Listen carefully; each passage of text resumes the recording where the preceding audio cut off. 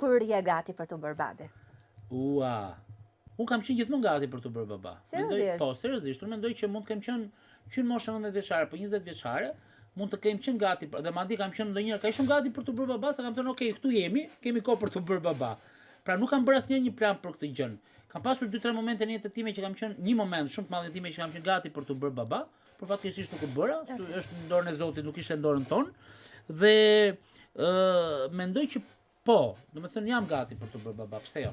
Por ka gjithmonë një por. Që është? Që është që unë sado njeri modern i hapur liberal etj që jam, kam përjashtuar ndonjëherë dhe shumë shpesh mundësinë që unë të bëhem baba, por si ta shpjegoj unë, do doja që të bëhesha baba duke bashkëjetuar me maman e fëmijës.